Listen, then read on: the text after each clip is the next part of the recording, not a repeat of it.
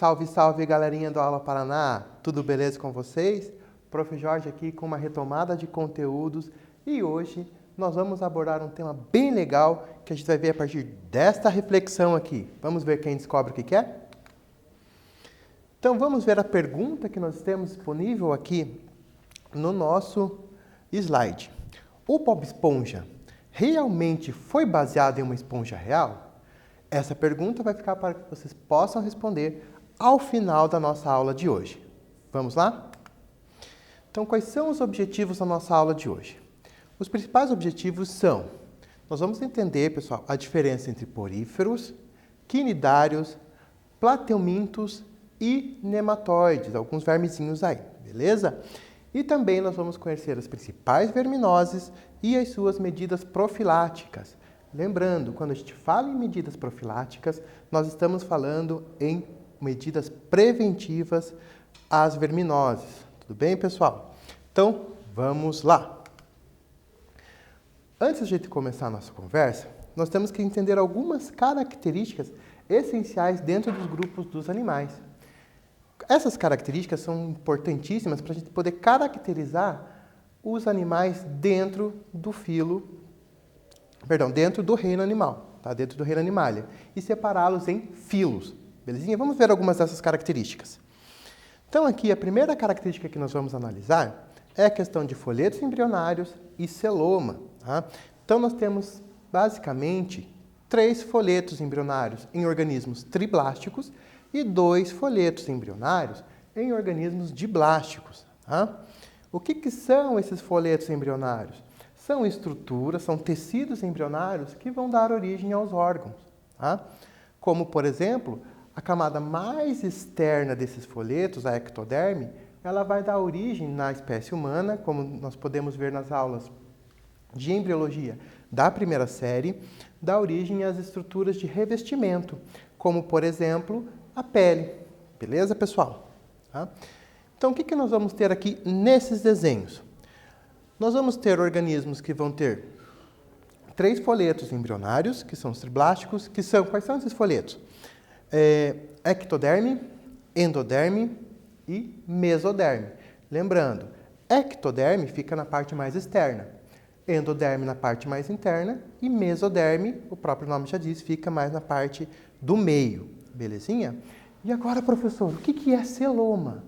Tá? Quando a gente está falando em celoma, a gente está falando numa estrutura, numa cavidade presente dentro desses organismos, preenchida por líquido, tá? Para evitar com que haja choque mecânico entre os órgãos. Então, nós temos 3 grupos que nós vamos comentar agora. Analisando a imagem, nós vamos ter os acelomados, aqueles que não têm presença de celoma, tá? Eles vão apresentar apenas uma cavidade digestiva. Como exemplo de acelomados, nós vamos ter os plateumintos, os vermes achatados, por isso mesmo que eles não têm um formato cilíndrico, pela ausência do celoma. Os pseudocelomados, que são aqueles animais que vão apresentar um falso celoma, tá? Pseudo significa falso, e celomado, celoma. Ainda não é uma estrutura que vai permitir o total liberdade desses órgãos dentro dessa cavidade, e os organismos celomados, que sim, nós fazemos parte desse grupo aí, belezinha? Então, vamos analisar uma outra característica. Observem aqui para mim, se eu pegasse aqui agora e dividisse o meu corpo da região medial aqui, ó, se eu pegar aqui da minha testa e fosse cortar meu corpo até embaixo, eu consigo separar meu corpo em lado direito e lado esquerdo, beleza? Quando eu consigo fazer isso, eu tenho uma simetria, vamos lá no slide, que nós chamamos de simetria bilateral. Olha só, que eu consigo separar o lado direito do lado esquerdo, tá? Eu consigo separar também a parte ventral, vamos olhar aqui, ó, parte ventral, a barriga do professor, a coisa redonda, e a parte dorsal, que é a parte das costas. Então, eu sou um ser vivo bilateral. Diferente, pessoal, olhando no slide, diferente de uma estrela do mar ou no caso de uma hidra, que vai apresentar uma simetria radial, ou seja, eu tenho vários planos de corte, como a gente pode analisar aqui. Beleza? Professor, e agora os poríferos? Será que todos os poríferos são radiais? A maior parte deles são assimétricos. Eu não consigo estabelecer planos de corte, como a gente vai ver mais para frente quando for falar sobre poríferos. Então vamos analisar a primeira questãozinha aqui. Questão número 1. É comum observarmos na descrição dos animais uma referência à presença ou ausência de celoma. Essa estrutura, presente em alguns seres vivos, pode ser definida como A. Uma cavidade corporal revestida internamente pela endoderme. B. Uma cavidade corporal revestida completamente pela mesoderme. Tempo para vocês aí, pessoal.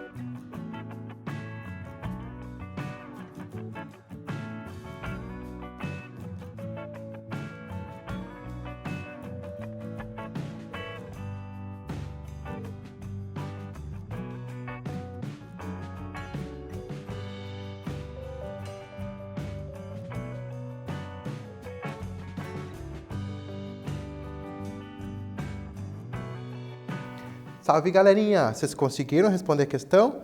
Tá? Então, quem anotou lá que o celoma ele é a cavidade corporal revestida completamente pela mesoderme, é a mesoderme que vai revestir esse celoma, acertou, belezinha? Vamos dar continuidade aí. Agora, a gente vai analisar a relação evolutiva presente dentro do reino animal, tá? Dentro dos filos pertencentes ao reino animal. Tá? Nós vamos ver primeiro uma versão clássica e depois uma versão mais atualizada. Lembrando que ainda alguns vestibulares, eles vão cobrar de vocês a versão clássica. Belezinha? Vamos analisar a imagem agora. Tá? Aqui eu tenho, bem simplificado, um esquema de um cladograma. Belezinha? Então nós temos aqui poríferos, quinidários, plateumintos e nemateumintos, que são os grupos que nós vamos trabalhar hoje e ver as diferenças. Tá? Então, quando a gente tem aqui, dentro do filo porífera, nós temos a origem dos animais, que nós vamos chamar de metazoários, que são seres pluricelulares, eucariontes, e que vão apresentar tecidos, tá? Tecidos verdadeiros. Então, a origem dos folhetos embrionários aparece lá em quinidários. Quem são esses quinidários? Águas-vivas e caravelas, por exemplo. Tá? Não são aquelas caravelas de Portugal, pessoal. Tá? São caravelas animais, beleza? Tá? Às vezes a gente acaba confundindo com história, mas faz parte. Vamos lá. Então, o tecido diplástico, ou seja, a presença de dois tecidos, aconteceu em quinidários. Depois, seguindo a nossa linha evolutiva, tá? Seguindo o cladograma, nós vamos ter a origem da triblastia, ou seja, da presença de três tecidos e da simetria bilateral. Quem que vão ser esses organismos que vão ser triblásticos e ter simetria bilateral? Observem onde está marcando o ponto. Dali para cima, vamos analisar aqui, ó, daqui para cá, ó, desse ponto onde ele está marcando o ponto amarelinho ali de triblástico e simetria bilateral, nós vamos ter organismos triblásticos, ou seja, com três tecidos e com a simetria bilateral. Quem são eles? Dentro dos três grupos que nós vamos trabalhar hoje, nós vamos ter plateumintos e nemateumintos, que são triblásticos e com simetria bilateral. Beleza, pessoal? Tá? Então, professor, mas o que acontece? Antes dessa simetria, o que nós tínhamos? Os quinidários, por exemplo, eles vão apresentar a simetria radial, como nós já mencionamos antes. Tá? Nós demos um exemplo no slide anterior com a hidra. E também, os poríferos nem vão apresentar simetria na maior parte dos casos. Tá? Vamos prosseguir. O pseudoceloma, ele é uma estrutura que vai surgir a partir dos nemateumintos. Tá? Lembrando que apenas nemateumintos, os vermes em si, nessa versão clássica, vão ter pseudoceloma. Tá? E depois, o que acontece? O que acontece com o molusco? Galera, o molusco vai ser o primeiro grupo, tá, que vai apresentar celoma verdadeiro. Beleza? Tá? Então, essas são as principais características que nós estamos analisando dentro dos 4 grupos que nós vamos trabalhar hoje. Quais são eles? Poríferos, quinidários, plateumintos e nemateumintos. Mais uma perguntinha para vocês. Os organismos triblásticos, que possuem 3 folhetos germinativos, podem ser classificados por meio da presença ou ausência de celoma. Observe os organismos a seguir e marque a alternativa que indica um grupo que é considerado acelomado, aquele que não tem celoma. Tá? Nematódio tem celoma? Cordado tem celoma? Plateuminto tem celoma? Ou peixe tem celoma? Qual será que tem?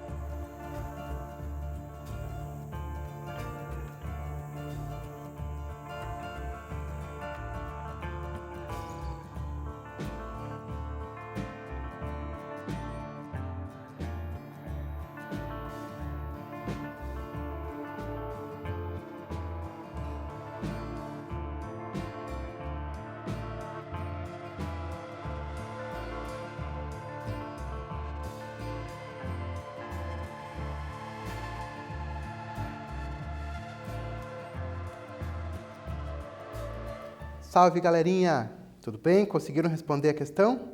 Qual desses organismos é considerado acelomado? Vamos descobrir? Quem marcou a alternativa C, plateumintos, conseguiu acertar aí, galera. Então, os plateumintos, dentro dessa listinha que nós temos, são os organismos acelomados. Vamos dar continuidade? Agora, nós vamos ver uma relação evolutiva mais atualizada. Notem que os nemátodas, ou os nemateumintos, eles não estão mais próximos a plateumintos. Notem na figura que eles estão lá em cima na linha evolutiva, próximo à artrópoda. Professor, mas por que acontece isso? Galera, estudos recentes têm demonstrado que os nemátodas, os organismos do grupo nemátoda, eles vão apresentar um exoesqueleto de quitina, o mesmo exoesqueleto apresentado por artrópoda. Tá? Então, essa análise filogenética ela vem mudando ao longo do tempo. Inclusive, a classificação dos seres vivos, ela mudou muita coisa dentro desses últimos anos, que a gente vai poder ver mais para frente essa classificação. Belezinha? Então, prosseguindo. Aqui nós vamos ver a classificação em metazoa e eumetazoa. O que seria metazoa? Seriam aqueles representantes do grupo animal que vão apresentar as características dos animais.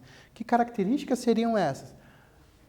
A presença são organismos eucariontes, eles apresentam núcleo verdadeiro, portanto, né, e são pluricelulares. Tá? Então, e além disso, de serem pluricelulares, eles são heterótrofos, ou seja, eles não produzem seu próprio alimento. Tá? Além dos grupos dos metazoários, que vão ser representados aqui na figura de porífero para cima, nós vamos ter os eumetazoa. Então, são animais mais que verdadeiros, olha só. Tá? Quando eu tenho os eumetazoa, são aqueles animais que vão apresentar estruturas de tecido, como, por exemplo, os quinidários. Eles já vão apresentar uma estrutura de ectoderme e uma estrutura de endoderme. Tá? Eles vão ser diblásticos aí. Tá? Então, enquanto isso, o porífero não apresenta uma estrutura tecidual mais parecida com os quinidários aí. É um pouquinho mais primitiva, é mais parecido com alguns grupos de protozoários. Beleza? E aqui a pergunta que eu já respondi logo no início desse slide. Por que nemátoda está próximo de artrópoda? Lembrando que alguns estudos recentes mostram que nemátodas têm exoesqueleto de quitina. Beleza? Prosseguindo. Agora nós temos um exercício, pessoal, para a gente poder analisar todas as situações que nós vimos até agora. Vamos lá? Exercício 1. Anote a tabela no caderno e, em seguida, preencha corretamente. Então, na tabela, eu vou ter aqui nas linhas os 4 grupos que nós estamos estudando. Porífera, quinidária, plateumintes e nemátoda.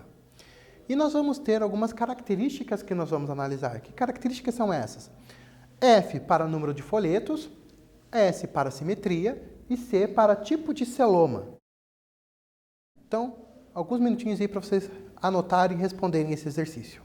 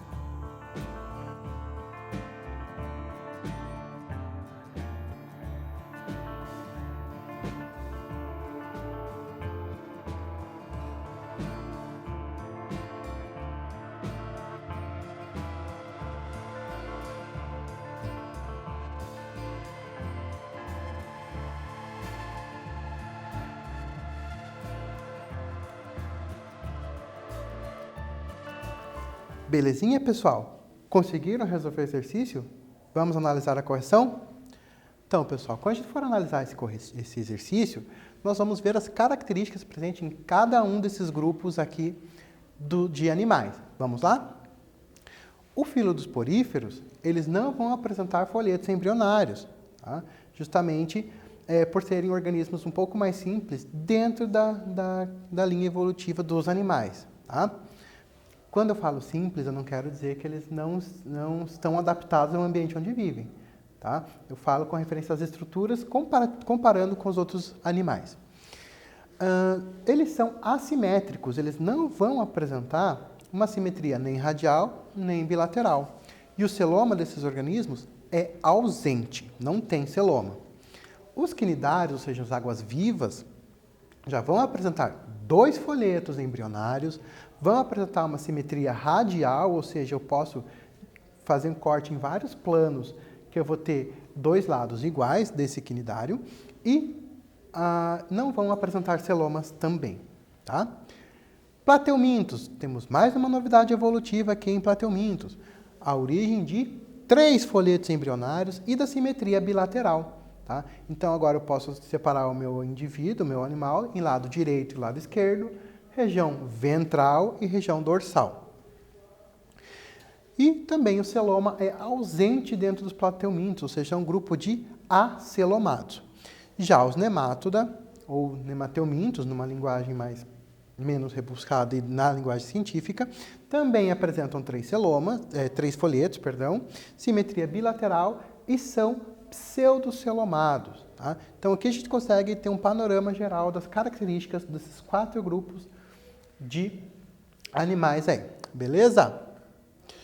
E agora a gente vai falar um pouquinho sobre as verminoses. Mas, professor, por que o senhor está relacionando esse tema dentro da aula de hoje? Tá? As verminoses, na maioria das vezes, são ocasionadas por organismos que são ou do grupo dos plateumintos, ou do grupo dos nematódios, ou do grupo dos nemátoda. Beleza? Vamos trabalhar com eles? A primeira verminose sobre a qual nós vamos falar é o amarelão ou ancilostomose. Tá? Vocês vão deixar aí nos comentários como que é o nome desse personagem que está aqui nessa figura. Tá? Combinadinho? Tá, então eu vou aguardar até o final da aula para a gente poder lembrar como que é o nome desse personagem. Como que vai acontecer o ciclo de vida desse amarelão, da ancilostomose? Tá? Então, inicialmente, esse ancilóstomo ele vai entrar ou pela pele ou pela boca. Tá? Mas geralmente vai estar associada a lesões na pele, a entrada dessa larva aí. Essa larva ela vai percorrer a corrente sanguínea até ela chegar aos pulmões. Tá? Feito isso, essas larvas são tossidas e engolidas e vão parar lá no teu estômago. Olha só que coisa... Chega a ser até um pouco nojento pensar nisso, né, pessoal? Espero que vocês não estejam comendo nesse momento. Mas vamos lá. Depois, essas larvas elas vão seguir até o intestino, onde vão se tornar vermes adultos. Quando se tornam vermes adultos, a cabeça do ancilóstomo, olha só aqui na figura que nós temos aqui, essa cabeça vai apresentar placas dentárias e elas vão se fixar no seu intestino, elas vão se agarrar no teu intestino. E ali, os ovos eles vão ser produzidos e ser eliminados através das fezes, tá? E vão eclodir esses ovos no solo. Beleza? Tranquilo? Então, esse é um ciclo de vida do ancilóstomo, tá? Ou amarelão. Nós vamos falar também sobre uma outra doença, uma outra verminose, que é a ascaridíase, tá? Que é ocasionada pela Ascaris lumbricoides, conhecida popularmente como lombriga. Tá? Às vezes a mãe acaba falando pra gente, nossa, você ficou com lombriga, ficou com isso porque você não comeu aquilo que você queria. Mas não tem nada a ver com isso, galera. Tem a ver com um vermezinho aqui, ó. Tá? Como que acontece o ciclo de vida da lombriga? Os vermes eles vão viver dentro do intestino da pessoa contaminada. E o que vai acontecer? As fezes da pessoa que está contaminada, elas vão conter ovos. Tá? Então, imagina que essa pessoa estava passando com uma dor de barriga muito grande e teve que fazer uma parada durante uma viagem e a única coisa um lugar que encontrou foi uma moita. E essa moita ficava perto de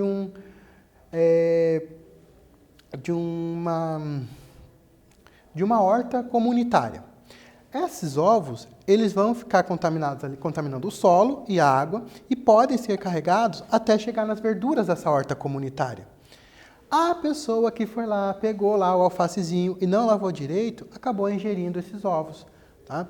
E eles vão eclodir e vão retornar no intestino desse novo hospedeiro aí, tá? Notem, pessoal, sempre quando a gente for falar de medidas preventivas e medidas profiláticas das verminosas, nós temos que estar lembrando que nós temos que interromper os ciclos de vida que nós apresentamos aqui, tá?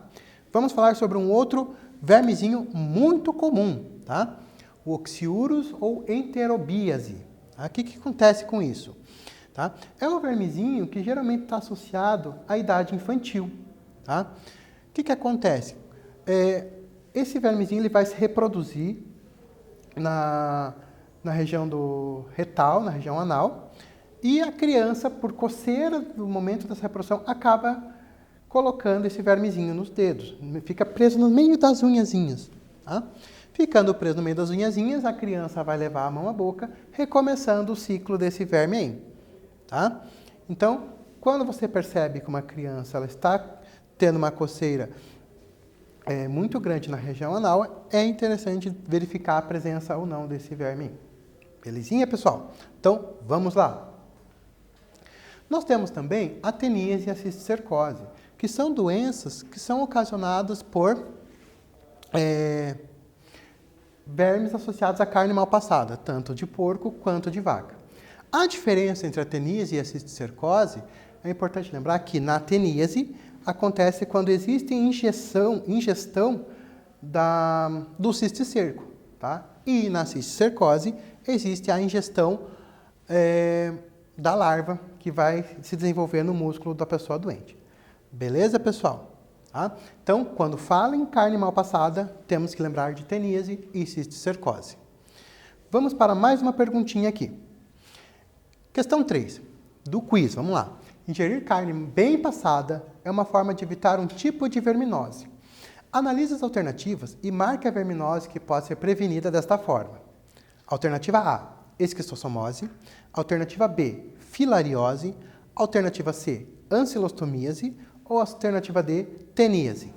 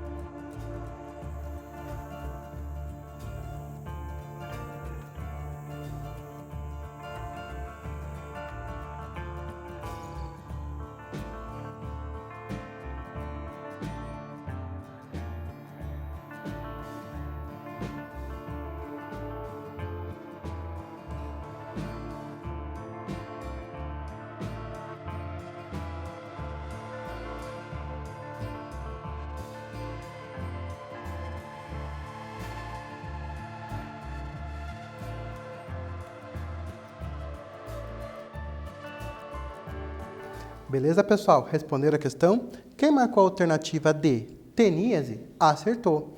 E nós temos mais uma verminose para a gente estar conversando aqui, que é a esquistossomose. Tá? A esquistossomose ela vai estar associada ao caramujo, então ela é transmitida por meio de um caramujo aí. Tá? Sempre que a gente falar dessa infecção por caramujo, está associada à esquistossomose. Lembrando, pessoal, que para pegar mais específico sobre o ciclo de vida dessas doenças, vocês podem estar assistindo a aula do professor Jefferson novamente, porque ele detalha bem esse ciclo de vida. Hoje nós só estamos verificando as diferenças desse ciclo de vida para uma retomada de conteúdo. Beleza? Está associado a caramujo, esquistossomose. Mais um quiz para a gente responder. As verminoses são doenças causadas por vermes, ou seja, doenças causadas por nematóides e plateumintos.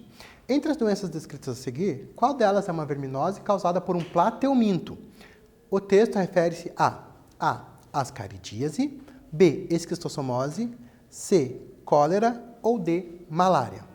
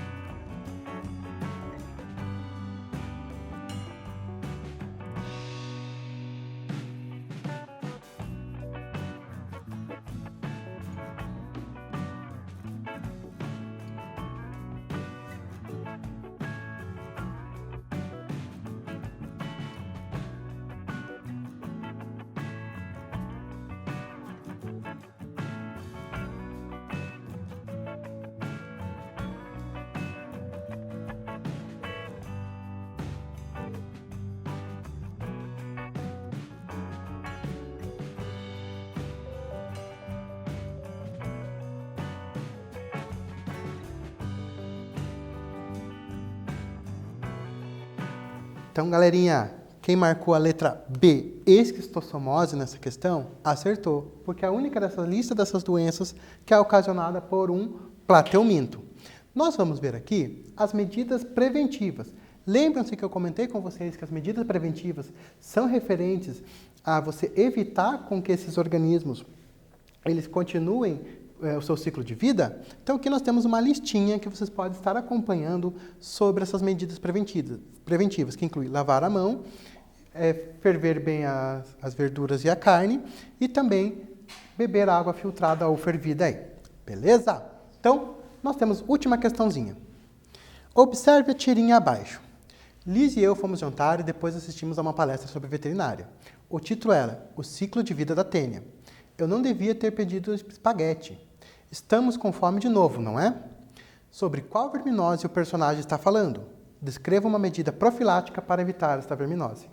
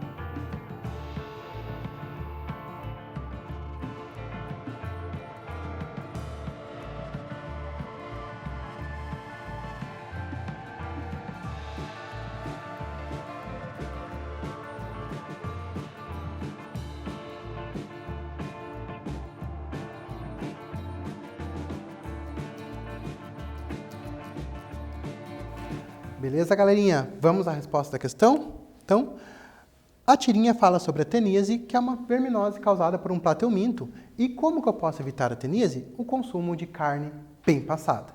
Beleza? Então, galerinha, sobre o que nós falamos hoje? As características dos filos porífera, quinidária, plateuminto e nemátoda. E finalizamos com as principais verminoses humanas. Vocês tenham um bom dia, que seus dias sejam repletos de alegria e felicidade. E lembrando, um beijo do coração do professor Jorge para vocês.